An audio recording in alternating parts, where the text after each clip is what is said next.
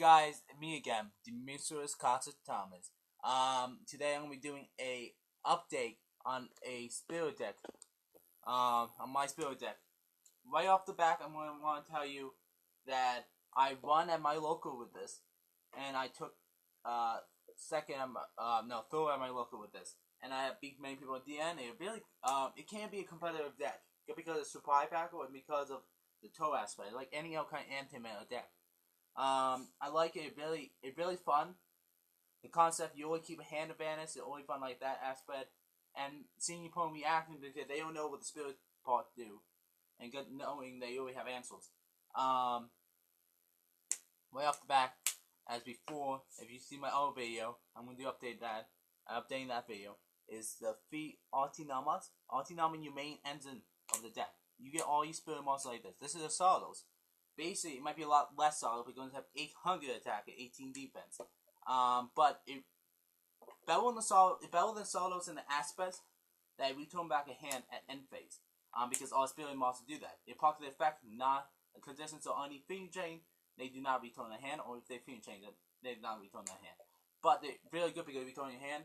All really thing about this is that your opponent most of the time won't use stuff on it. Because your opponent know they only have 800 attack and return a hand, so they may continue to do something else.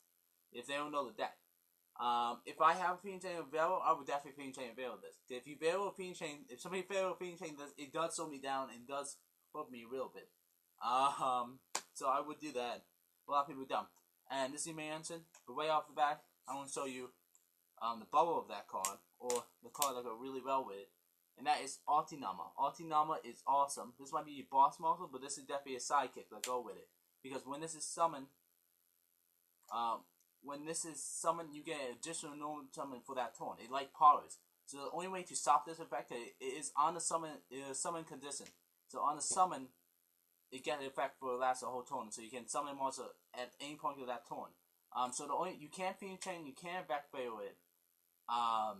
So the only way you can stop the effect from going off is if there is a fake Fiend Chain, a face-up Fiend Chain on the field when it's summoned. If they're not a face-up Fiend Chain on the field when it's summoned, the effect still go through. So you want to fear him. You have the same stats at him. The most important thing is that you bring him out. You can overlay, go into overlay plays. If you go here and here, you get a +1 off it at the same time. Or you can get, if you have no monster on the field, you can just summon him and poke for 16. They both return to hand, so you get an extra short layer. So you want to fear him. Next is two Lasudos. I always tell you I don't know how to pronounce these feelings, make fun of me. I don't really care. I really can play them. This guy had 15 attack, 19 defense. 19 defense is really nice because I can set him and make my opponent attack into it and bounce him off the back. Because his effect is, if this monster would be flip summon, normal summon, or normal summon, you can rebuild one spell in hand, and you will always have a spell in hand if you playing the stack right. And return one face attack that the monster have. This is really good at getting rid of big singles or big monsters or XYZs. So I like 2 of him. I was running 3, but it lacked consistency, so I decided to drop that down to 2. Definitely Yasama.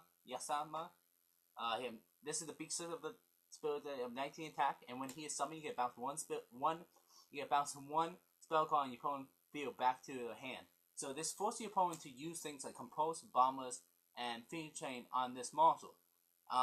This is really good. You can poke 19 out. I like it against Silken decks. I like it against spellbooks because when you summon this, if you consistently keep summoning it, you keep on consistently bouncing Chow back to your opponent's hand.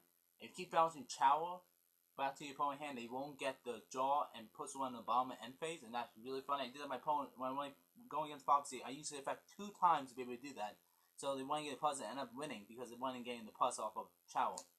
And if your opponent have a monster, I won 2 games like this because they have a face-up Fiend Chain on the field on one of my monsters, and they have no backwards. Like something that bounces Fiend Chain back to the thing, but able to attack with both monsters, and that ended up being game because how low they run life points. So 2 of him, then I'm gonna go off with 1-offs. Izunomi really good. I wasn't running him before, but he's really good putting down big attack monster back in defense position. It's a very nice card. I did a funny play against same spell guy with this, that he faced up walls of properties on the field. I couldn't get over that taunt, but I have I have trap hole. I have trap hole set, and I drew trap hole. And I have this in hand, and you have war prophecy on the field. You have no other no other spirit, no other prophecies in the grave because he revived using life. So and they have tower place on the field, and they have something spelled in the game. I don't know what it was. So I couldn't go with them all, so I decided to put it face down. I put it face down, and then I set this. First of all, he attempted to use Tower Effect, but Tower Effect leaves if you don't have a no, I did something else. Never mind. That was a long play. If you don't have a spell muscle a face up spell book, like if you don't have a spellcaster on your field or in your grave, you cannot get Tower Effect, and you have to be face up on the field to qualify as a spellcaster. They cannot verify it by flipping up. So he can get effect, and when he attempted to flip somebody back up, I got trap hole, and Poison got really mad. So one of him really nice. I probably wasted a lot of time explaining that, and I apologize for that. Let's see how much time we have. We're at 6 minutes. Okay. One is Giant Lion because I won a couple of Dix actions. I use this as a filler, and I won Creature Swap. I definitely like this card, and I definitely will keep it in as my main thing. I want to use the filler, and this is good for the tokens and defensive purposes. It really well. It didn't get my way. Anytime I have this, I always had a Regeki Break to go with it. So the pistol Regeki Break get 2 tokens. You can't go wrong with that. The next one off is I send him. His whole effect is really awesome. When normal summon, you can add 1 spirit monster from your grave back to your hand. Basically, there is a limited draw loop, and you can draw one draw per turn like this. Because secondary effect of Nikanama is when this is discarded, when you have a face up spirit, when this is sent to the grave. Because remember, sent to the grave is really cool because they have a face up XYZ monster and a spirit monster on the field. And you use the XYZ effect when the spirit monster on the field, you get a draw because it was sent to the grave, and that's really cool that way. So what it is you have 1 in hand and 1 in grave. And if you have 1 in hand and 1 in grave, you can use her effect. You discard the one you have in hand, you target the one in grave, and after you add the other one to your hand, now you get a draw. You can keep doing that every turn and get a draw because what you do is you keep sawing and keep poking for small game so you can have a lock of defensive traps. And that's one thing. And one of my MVP for the deck, and I really want to put it up too, but a bad idea because I only have a monster count of 14, I think, is this guy. Yeah, no Kama. Kochka-thomas, and this guy is trying to attack 12 defense. What you do is you abandon 1 spirit monster from your grave, and you can spell summon this guy from your hand. If you destroy a monster by battle that turn, you can destroy 1 spell trap on your opponent's field, and then you can attack again. This is really good against Firefist, get block backs and stuff like that. I like it. It really, and you can pop chowels and stuff like this. It really I'm trying to attack, there's nothing really laugh at. And you can keep on specting summoning. I don't like opening with him early game. I always like soaking him out with Nityanama and get him. But the main thing with Nityanama, like I don't search for any of these cards I mentioned.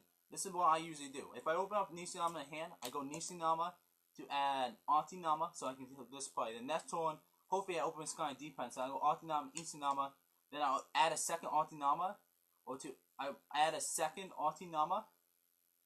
I will add a second Artinama and go play the safe play. Then next turn, then I can activate Z next turn because next turn I do that again. And then the last card I add to hand is this. So now I can have that draw play open. And that definitely worked out for me most of the time. Now we'll go into the spells. What are we at? 9 minutes. Spells are really simple. You want Feed Pocket Duality. Feed Pocket Duality, keep it consistent. You really don't expect something that often. One thing with draw power, we go 2 upstarts. Like how these are Patrick Hogan's. Why not run a 38 card deck?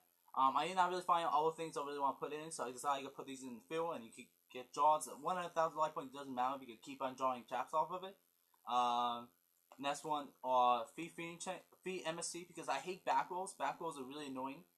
So Fee MSC and I really feel like you should run Fantasy in every deck you run because of the Fire Fist. If you hit that tanky, that can be devastating if you hit that tanky. Right off the back, then your one-off staples are Book of Moon and Bottle's Neck or Dark Hole. Really nice because all your monsters are focused, so they go back in hand and end phase. Most of the time, you have a Z face on the field. Book of Moon is really good because they got Book of Moon. Then one of my check cards is Exchange. And you know Exchange is, you activate this, you look at both of your opponent's hand and your hand, and you look at both of your opponent and your hand, and both you and your opponent throw one card from your hand, and that becomes yours. That becomes your card in your hand. So you activate Exchange, and the reason why I do that, because I always have a hand, I usually have traps of spells. So I set the spells, and my opponent has to pick from a spirit. And what are they going to do with most spirit monsters? Because the only really versatile spirit monster is this, and even only because they get this, because they can use these ones, but that's not really. You have to have spirits yourself. So this is really good if you're going against any kind of fourth turn against a really good deck, because you can take the common pieces or anything you think will hurt them. Or you take a trap, you can take a trap from them and use your trap against them. I've done that many times. This is a really nice tech. I might have to keep this in because I like it. Then my final card I'm main decking is one Creature Swap. If I would take him out, I would take him out. If I would take this out, I would take out for our Creature Swap. But I definitely like Creature Swap because all your monsters return a hand. You can give them, like, if you can give them this, then if you summon all monsters by this, you attack this, and because you destroy and send to your grave, you get a draw off of it. Really nice real play. Even if you don't want to attack your own spirit monster, you can give it to them, make it to end phase, come back. Now that monster belongs to you. Now you got your spirit monster back to your hand. So that's a really good card. Right off the bat, we're going to the traps, the main thing of this deck, because without traps, you really got anything.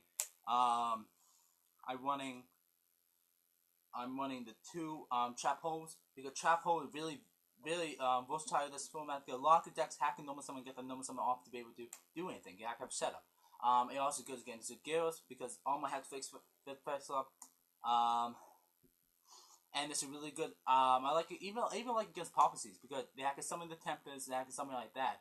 And even if I hit a Boo Boy, that's fine because now they can't use any effects because they don't have a face up spellcaster. So it's really good. That's off or the two Fiend Chains. Why not the Fiend Chains? Not much I need to talk about that. All things really points in this deck that I feel like I definitely have to run. Or the Fever Geckos, because what Geckos are so good. You can use this at back removal, as monster setup removal. He says so many things in versatile. I keep this inside. Really nice card to have. Next, the one-offs. So do the one-off really fast. Compose Bombers, and I really must talk about these. These are really known Bombers, Compose, and Torrential. That's all four is a really good card. Next are my Trap Pig, or 1/7 tools, because if they have traps on, I lose because they hit my defensive traps and I can't do anything. And then Exxon Z Huma. If you don't know what this do, you charge it 2 set card your opponent activate. After they resolve, your opponent cannot activate that. You asking me what happened to chain one of them or chain both of them? I don't care. But if they chain one of them, I still have one that they can't use for the rest of the turn. It's a really good card. And at end phase, if I hit 2, they can't use 2 of the cards. So now I'm feeling against Fire Fist. If I hit 2 of the set, now that I limit them because Fire Fist is usually known for carding in the field. So that's definitely a really good card. I like 7 tools. I will run 2 traps on, but I feel like it wasn't as good. So I decided to go on 2 of them. Then the last traps are Meal Force. Meal Force are really good because the opponent not ready for it. Not a lot of people play them. I don't like playing Meal Force because of getting popular in this deck. I can. And then I was running 2 Roboku, but I decided to drop down 1 Roboku. Really good. Okay, we'll go through side deck really fast. Most important thing, I run 2 Contemples. 2 Contemples. My main guys are Cowboys. Cowboy and 2 Contemples, these are really nice plays. I usually go into the temple, but if I go against Sorkin decks, my MV for the extra deck is a Bishop Devil because they're locking more players in my place, and then Silicon Warp because of the Heretic matchup. That's what I usually make. Everything else is really volatile. I do borrow the 1/1 really good. How much time we have? Alright guys, I'm going to sign off because I don't really have time. We're going to demonstrate the side deck, but don't have time to do that. Okay guys, like, comment, subscribe. I will do a separate video on sign. Have a nice day.